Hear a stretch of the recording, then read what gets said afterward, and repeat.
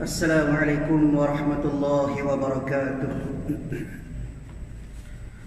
A'udzubillahi minasyaitonir rajim. Bismillahirrahmanirrahim. Alhamdulillahirabbil alamin. Wassalatu wassalamu ala asyrafil anbiya'i wal mursalin sayyidina maulana wa nabiyyina wa habibina wa syafi'ina wa qudwatina wa uswatina Muhammadin sallallahu alaihi wasallam wa ala alihi wa ashabihi ajma'in. اللهم فقهنا في الدين وافتح علينا فتوح العارفين واجعل أعمالنا خالصة لوجهك الكريم يا أرحم الراحمين. اللهم افتح علينا حكمتك وانشر علينا من خزائن رحمتك يا أرحم الراحمين. رب اشرح لي صدري ويسر لي أمري واحلل عقدة من لساني يفقهوا قولي والحمد لله رب العالمين آمين. قال المصنف رحمه الله تعالى ونفعنا وإياكم بعلومه في الدارين آمين. Alhamdulillah, pertama selamanya marilah sama-sama kita panjatkan setinggi-tinggi kesyukuran kita kehadrat Allah Subhanahu wa taala kerana pada malam ini Allah taala masih lagi memberikan kepada kita kesempatan untuk kita berada dalam rumah Allah taala pada malam ini. Kemudian Allah taala juga memberikan kepada kita daripada segala nikmat kurnia-Nya, seperti mana nikmat-nikmat yang Allah Ta'ala berikan kepada orang lain, daripada nikmat iman dan nikmat Islam, dua nikmat yang terbesar. Kemudian daripada nikmat kesihatan, sihat tubuh badan, boleh beribadat kepada Allah Ta'ala. Dan dalam keadaan yang sama-sama pakat cari keredaan daripada Allah Ta'ala, insya-Allah. Mudah-mudahan kita mohon kepada Allah Subhanahu wa Ta'ala supaya Allah Ta'ala memberikan kelebihan dan Allah Ta'ala menjadikan daripada kalangan kita hadir pada malam ini daripada kalangan orang-orang yang sentiasa di bawah payung rahmat Allah Ta'ala, insya-Allah. Tuan-tuan puan-puan yang dirahmati oleh Allah Subhanahu wa Ta'ala, insya-Allah pada malam ini kita sambung lagi kuliah kita daripada kitab Minhajul Abidin pada muka surat yang ke-6, baris yang ketiga daripada atas ke bawah. Dan alhamdulillah pada kuliah yang lepas kita sebut daripada permulaan kitab ataupun permulaan muqaddimah yang dikarang oleh Syekh ataupun Al-Imam Al-Ghazali rahimahullahu ta'ala, memetik daripada kata-kata cucu kepada Nabi sallallahu alaihi wasallam. Ni. Dan juga pada malam ini insya-Allah kita akan sambung lagi, masih lagi dalam keadaan kita nak mencari orang kata keputusan ataupun panduan-panduan bagaimanakah kita nak memulakan langkah daripada kalangan orang-orang yang nak berjalan menuju ke hadratillah. Baik. Muka surat yang ke-6 baris yang ketiga daripada atas dan ke bawah. Kemudian kata radhiyallahu anhu. Kemudian kata radhiyallahu anhu, makna katanya kemudian kata Al-Imam Al-Ghazali rahimahullahu ta'ala. Selepas daripada pengarang kitab memetik kata-kata daripada Syekh Zainal Abidin, anak kepada Sayyidina Husain, anak kepada Sayyidina Ali radhiyallahu anhu, maka Imam Al-Ghazali sambung lagi. Dia kata kan bahawasanya pertama-tama barang, maknanya pertama-tama barang, maknanya perkara mula-mula yang mengejutkan daripada lala tidur, daripada kita hok selama ni lala, daripada kita hok selama ni ini leko, jaga dengan dia, maknanya bangun. Ni leko maknanya kita lala, maka pertama-tama barang iaitulah jaga dengan dia, jaga daripada lalai hamba Allah Ta'ala. Maknanya selama ni kita jaga, kita lala, kita terleko, kita hanyut dengan segala-galanya yang menjadi penghalang kepada ibadat, yang menjadi tipu daya kepada kehidupan kita, maka mula-mula kita kena bangun ataupun mula-mula kita terjaga ialah lagu mana? Bagi mengerjakan ibadat, untuk kita beramal ibadat kepada Allah itu dan menggerakkan hatinya, hati seorang itu bagi berjalan akan jalannya adalah dengan khatir ataupun lintasan hati yang samawiyah daripada Allah Azza wa Jalla. Maknanya mula-mula kita nak beribadat kepada Allah, maka kata Imam Al-Ghazali, apa dia cara mula-mula kita nak beribadat kepada Allah? Iaitulah maknanya kena buat mari dalam hati dulu. Dia ada dalam hati kita, dia gerak hati kita tu dulu nak buat ibadat kepada Allah.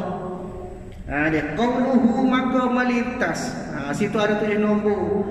Melintas. Apa dia melintas tu? Maknanya dia maknanya qauluhu melintas, yakni lintas hati. Ni Syekh Daud ajar pada kita lintasan yang dimaksudkan oleh Imam Al-Ghazali, iaitulah dia mari perasaan dalam hati kita, dia mari khatir. Dia maknanya kehendak hati kita supaya kita ni nak mengerjakan ibadat kepada Allah Ta'ala. Maknanya dengan segala-gala kerja buat kita tu mula-mula matlaat cara dia ialah dia mari perasaan nak dulu. Dia tak boleh dengan gigi dengan keadaan kita tu paksa tak sih. Kalau boleh dia mari kehendak hati kita biar nak buat amal ibadat kepada Allah, biar nak berjalan menuju ke hadratillah. Maknanya nak kepada lintasan hati. Biar mari dalam hati itu. Dan taufik yang tertentu lagi ilahi. Maknanya bukan setakat mari lintasan hati, bahkan juga biar ada taufik. Bahkan kata ulama, hidayah juga dia mari melalui lintasan hati. Hati kita nak buat amal, hati kita nak buat baik, hati kita nak buat kebajikan, hati kita nak buat pahala. Semua itu adalah daripada lintasan hati. Dan hidayah daripada Allah Ta'ala juga ialah bagaimana Allah Ta'ala geruk ke hati kita nak buat kebajikan. Mana kalau dia mari juga rasa taufik yang tertentu lagi ilahi, maknanya dia mari rasa kehendak kita dan kita merealisasikan kita nak buat benda yang kita sebut dalam hati tadi. Makna kata bila hati kita sebut nak beramal ibadat kepada Allah, biar mari lalu taufik, biar mari lalu usaha kita, biar ada lalu ikhtiar kita lagu manakah kita nak mencapai kehendak ataupun hidayah yang telah disebut dalam hati kita tadi tu. Maknanya bila ada dua-dua tu barulah berjaya. Adapun kalau sekadar mari sekadar lintas hati nak saja, mari lintas hati nak saja, nak buat saja, buat tu tak kena. Dia sebab itu nak biar mari dalam hati, biar ada dalam hati kita, bukan setakat kita buat tu dengan kosong, buat saja-saja, hati tak ada sebut, hati tak ada royak, hati tak ada orang kata tak ada keinginan dalam hati nak buat amal ibadat tersebut. Maknanya ada perasaan nak buat, begitu juga taufik yang mengikuti ataupun mari perasaan kita nak mengerjakan amal ibadah yang kita sebut dalam hati tadi tu. Dan iaitu yang dikehendaki dengan firman Allah Ta'ala.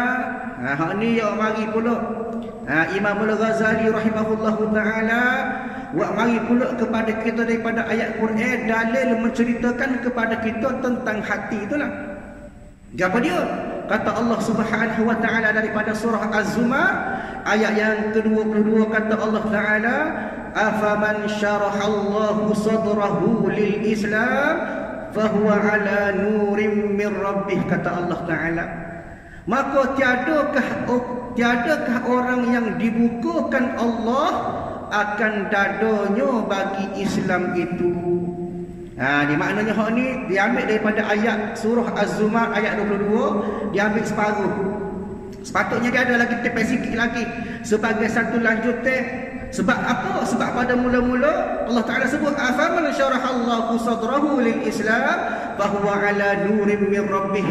Maka apakah orang-orang yang dibuka ke hati oleh Allah Ta'ala untuk menerima agama Islam, lalu dia mendapat cahaya dari Allah Ta'ala, dari Tuhan dia, serupa dengan orang yang mengerahkan hati. Maknanya di sini ayat persoalan. Dia Tuhan yang baik kepada kita, Allah Ta'ala yang baik kepada kita daripada Al-Quran tentang satu persoalan. Serupa pada orang-orang yang nak terima agama Islam dan menerima Allah Ta'ala dengan orang-orang yang mengerahkan hati dia. Itu perbezaan dia. Ada dua pihak. Pihak pertama iaitulah daripada kalangan orang-orang yang terima daripada agama Islam dan nak kepada Allah Ta'ala, ataupun sebaliknya, lagu mana dia tutup hati dia, mengeraskan hati dia daripada menerima apa-apa daripada Allah Ta'ala, termasuklah hidayah itu. Maka sama dengan ayat dia apa dia? Fawailul lil qasiyati qulubuhum min dzikrillah ulaika fi dhalalin mubin, kata Allah.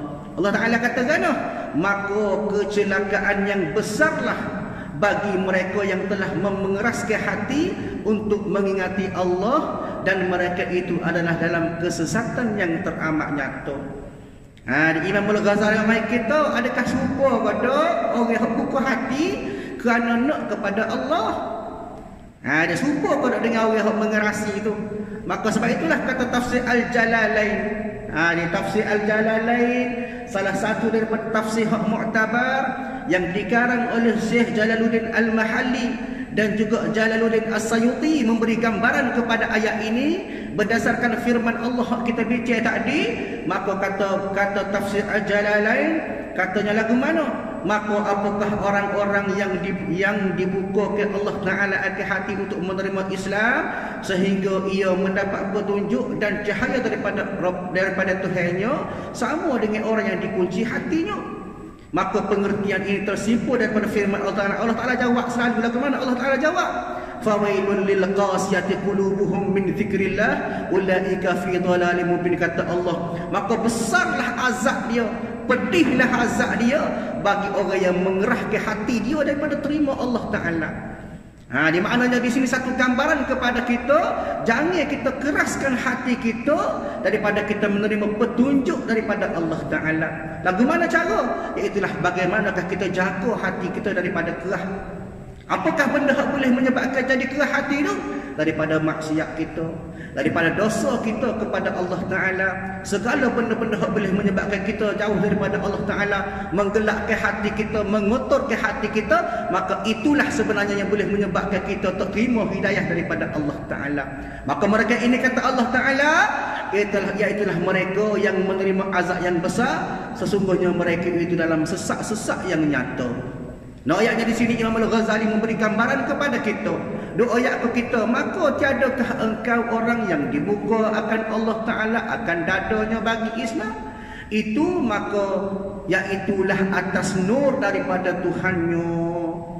Di maknanya kukuk mana kita kena menjadikan hati kita satu tempat untuk Allah Ta'ala didik kita. Kita buat hati kita biar Allah Ta'ala terima kita, buat hati kita biar Allah Ta'ala pandang kita pada hati kita. Lagu mana? Supaya tadilah jaga hati supaya hati boleh menerima segala hidayah daripada Allah Ta'ala. Sebab itulah hati kita kena jaga molek. Baik. Dan telah mengisyaratkan kepada sahibus syarhu. Maknanya telah mengisyaratkan kepadanya sahibus syarhu, makna Nabi kita sallallahu alaihi wasallam.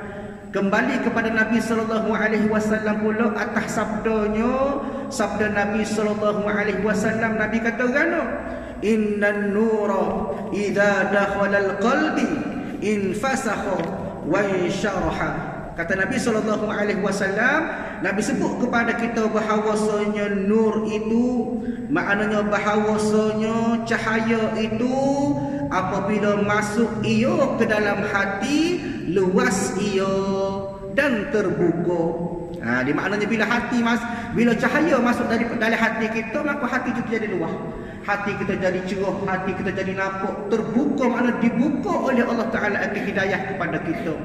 Itu maknanya daripada kalangan orang-orang yang tidak sesat lah tu. Adapun orang-orang yang mengerasi hati, tak boleh terima hidayah Allah, maka mereka itu sesat, maka ditutup akan hati mereka itu. Sebab inilah yang dikatakan oleh para ulama rahimahullah ta'ala kepada kita, nak tahu cara ciri-ciri orang yang beriman ialah bagaimana hati dia boleh menerima sesuatu kebaikan. Dia orang beriman, hati dia sentiasa boleh terima benda-benda baik, benda-benda kebaikan. Kalau kita sendiri tak boleh nak terima nasihat orang, tak boleh terima benda baik, maka hati kita tu ada masalah lah. Dia termasuk daripada kalangan hati-hati yang keras. Sebab itulah nak melihat kepada orang beriman juga, Allah Ta'ala sebut daripada surah Al-Anfal ayat yang kedua, kata Allah Subhanahu wa Ta'ala, innamal mu'minuna alladhina idza dzukirallahu wajilat qulubuhum wa idza tuliyat alaihim ayatuhu zadatuhum imana wa ala rabbihim yatawakkalun. Kata Allah, kita masih lagi membicarakan soal hati sebenarnya. Dia berdasarkan firman Allah Ta'ala sebut daripada surah Al-Anfal yang baca saat ini. Kata Allah Subhanahu wa Ta'ala yang bermaksud, sesungguhnya orang-orang yang beriman. Orang yang beriman kita nak cek dia mudah. Lagu mana cara dia?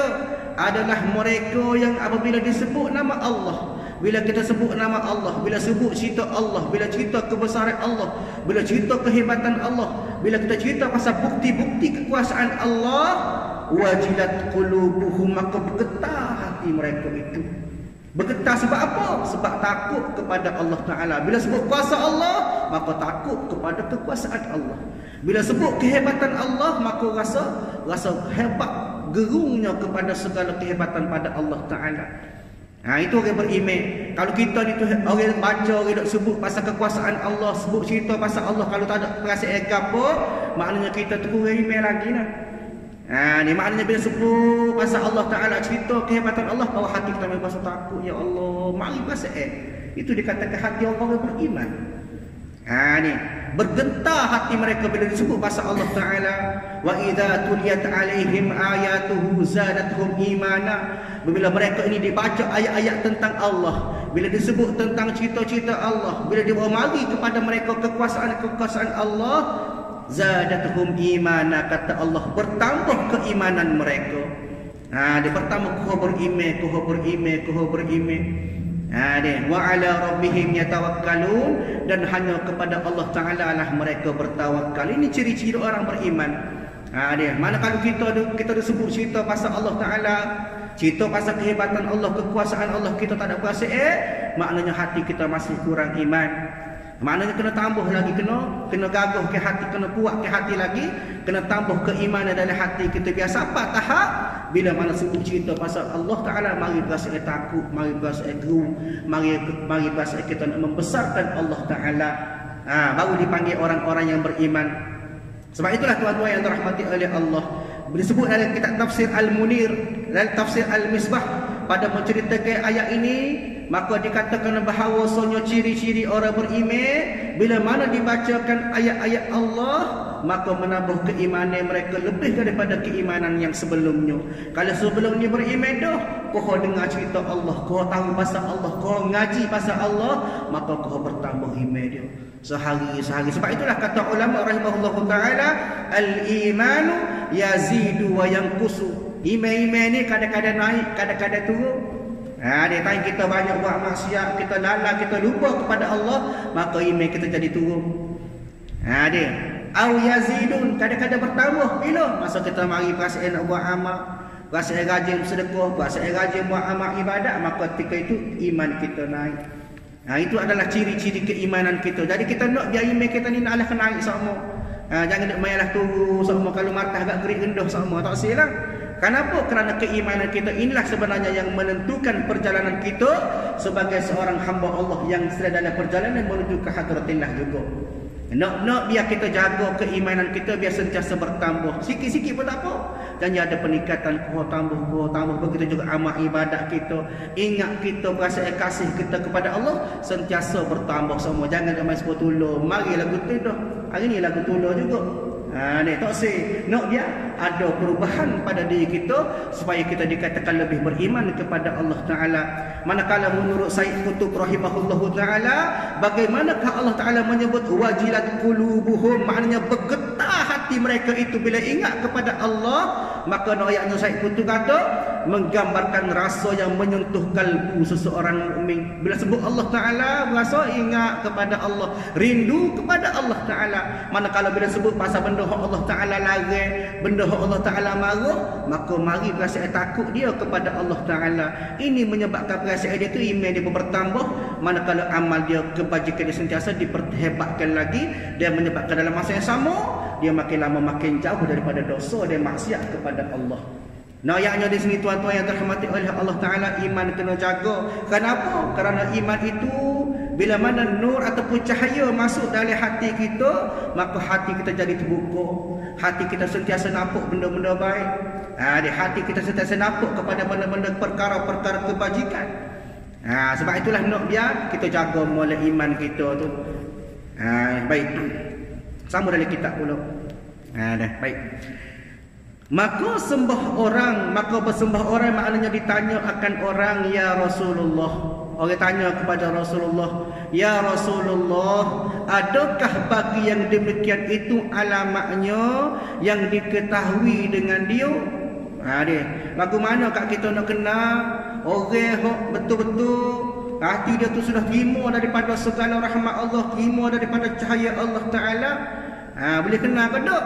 Maka kata Nabi SAW, sabda Nabi, Nabi jawab kan, ni'mat tajafi an daril ghururi wal inabati ila daril khuludi wal isti'dadi lil mauti qabla nuzulihi. Ini hadis Nabi jawab kepada persoalan seseorang kepada Nabi sallallahu alaihi wasallam. Nabi kata kerana bahkan maknanya ada cara lagu mana kita nak suruh kita ni daripada kalangan orang-orang yang sudah hati kita terbuka, hati kita sudah nampak daripada Allah Ta'ala, nampak kepada segala Allah Ta'ala nak. Dia maknanya sudah melihat kepada apa yang diberi cahaya oleh Allah Ta'ala dalam hati kita. Dia bahkan Nabi kata betul lagu mana, iaitu menjauhkan diri dari negeri banyak tipu daya. Maknanya cara pertama ataupun jawapan pertama Nabi jawab bila mana orang tanya ada ke cara kita nak tahu orang tu hati dia tu sudah diberi cahaya, diberi hidayah oleh Allah Ta'ala. Maka kata Nabi SAW ada lagu mana, iaitulah menjauhkan diri daripada negeri banyak tipu daya. Maknanya jauh diri daripada dunia. Dunia ni adalah satu tempat penuh dengan tipu daya. Dia kenapa Allah Ta'ala sebut dah i'lamu annamal hayatud dunya la'ibun wa lahwun wa zinah wa tafakhurun bainakum wa takathurun fil amwali wal aulad. Allah Ta'ala sebut daripada surah Al-Hadid ayat 20. Maksudnya kata Allah Ta'ala, ketahuilah bahawa yang dikatakan kehidupan dunia itu apa dia?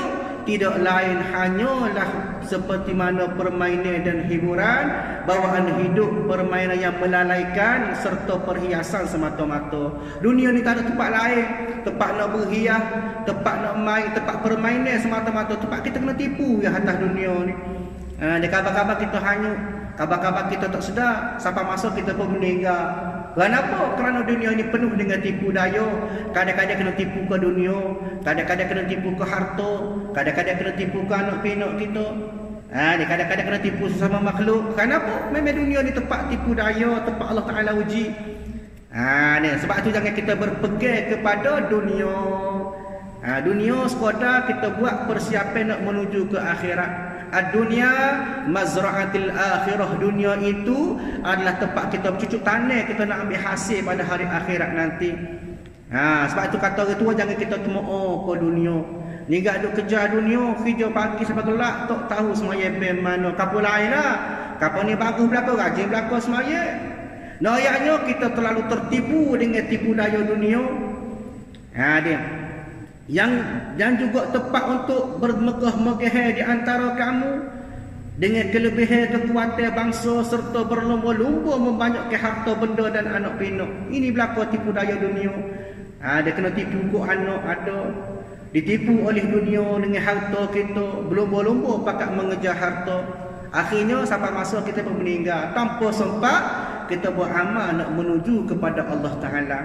Sebab tu kena beringat, kena jaga diri kita, jangan sampai kita tertipu dengan dunia. Sebab itulah dia bagaimana disebut sana ni, menjauhkan daripada negeri yang banyak tipu daya. Mana dunia tu lah. Dia jauhkan diri daripada tipu daya dunia dan kembali maknanya kembali seseorang itu kepada negeri yang kekal abadi. Mana? Hari akhirat. Fal akhiratu khairu wa abqa, kata Allah. Sesungguhnya akhirat itu khairu wa abqa, lebih baik dan lebih kekal abadi. Atas dunia ni sebentar ya. Apabila lama 20 tahun, 70 tahun. Sampai masa kita pergi. Hak lamanya mana? Di hari akhirat. Kekal sampai bila-bila tak ada kesudahan. Dia. Baik. Dan mensedia bagi mata dahulu daripada dan mensedia bagi mati dahulu daripada datangnya. Maknanya buat persiapan, cari bekal sebelum pada mati.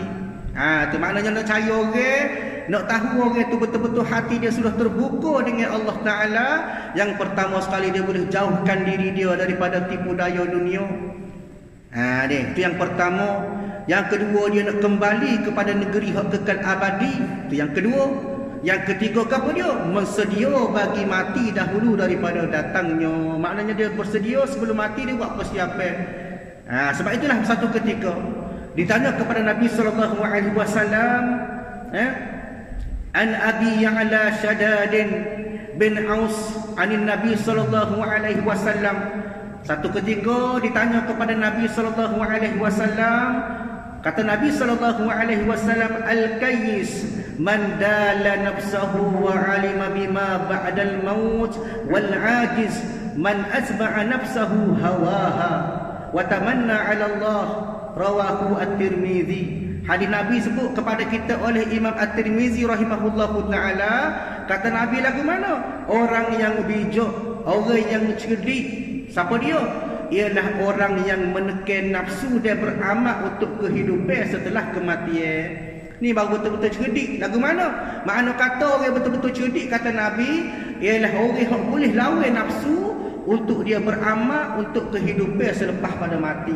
Bila? Maknanya dia buat persiapan untuk menghadapi hari akhirat dia. Itu orang cerdik, kata Nabi.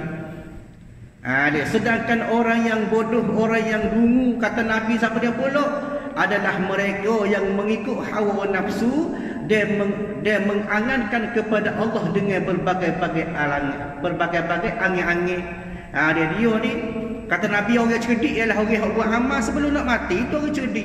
Dia semaya, dia buat amal ibadat. Kenapa? Kerana dia tahu dia akan mati. Itu orang cerdik. Manakala orang bodoh, kata Nabi sallallahu alaihi wasallam, orang yang duk turut hawa nafsu semua, duk turut syahwat dia semua, sedangkan dalam masa yang sama dia duk harap supaya Allah Taala beri kepada dia balasan kebaikan. Sebab itulah kita nak supaya kita jadi cerdik. Lagu mana? Kita buat persiapan sebelum kita sampai saat kematian kita. Ni maknanya buat persiapan sebelum sampai kematian kita. Kemudian dalam masa yang sama kita jangan jadi orang yang tidak cerdik, kata Nabi, seperti mana orang yang turut hawa nafsu.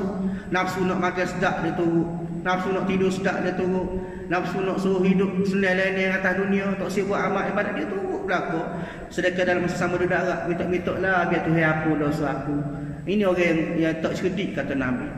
Sebab itu kita kena bersedia sebelum mati. Persiapan kena ada. Kerana apa? Kerana kita semestinya kita akan sampai situ belaka. Dia akan mati belaka. Kullu nafsin za'iqatul maut. Setiap yang bernyawa pasti akan mati. Semuanya cepat ngabangat, lambat ngabangat. Dia orang tua lambat bangat. Kalau tidak hari ni esok, tidak kat lusa, gitulah. Sebab itu bila ditanya kepada Imam Al-Ghazali rahimahullahu taala, apakah yang paling dekat? Maka jawab Imam Al-Ghazali, ialah kematian. Sentiasa dekat dengan kita. Dan apakah benda hak jauh? Maka kata Imam Al-Ghazali, ialah benda hak lepas. Benda hak lepas tak boleh klik semula, tak boleh hundur dah. Semakin menjauh, manakala hak makin sentiasa dekat dengan kita, iaitulah kematian kita, ajal maut kita sentiasa menghampiri kita. Dia maknanya bersedia bagi mati dahulu daripada datangnya. Maknanya sebelum pada mati buat persiapan.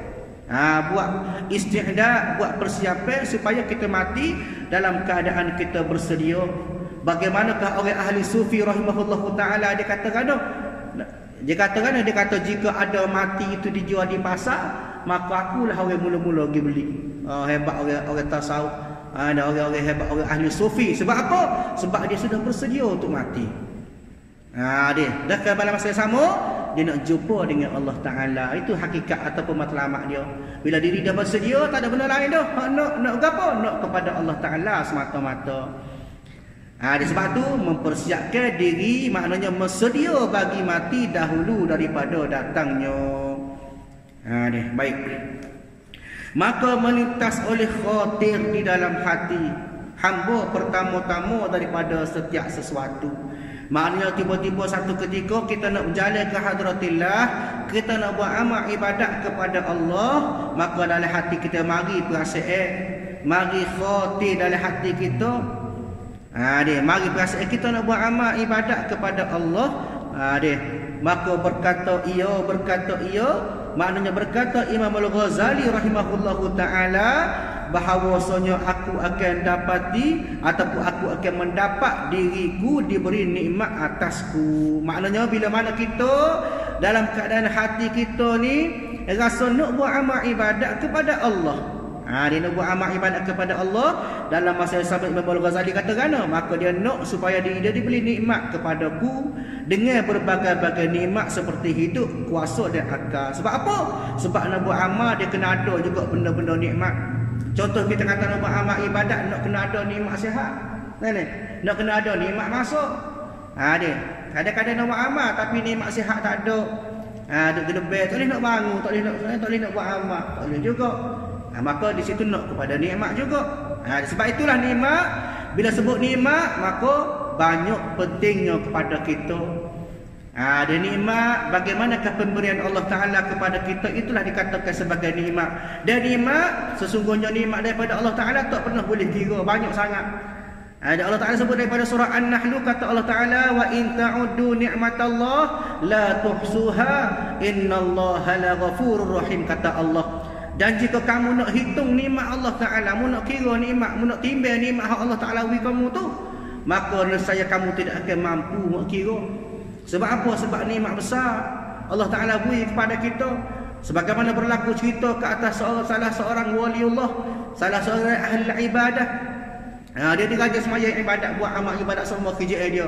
Sehari-hari dia semaya buat amal ibadat kepada Allah Ta'ala. Beratus-ratus tahun umur dia panjang tu beri. Maka satu ketika dia mati. Bila mati, maka malaikat nak timbang dia.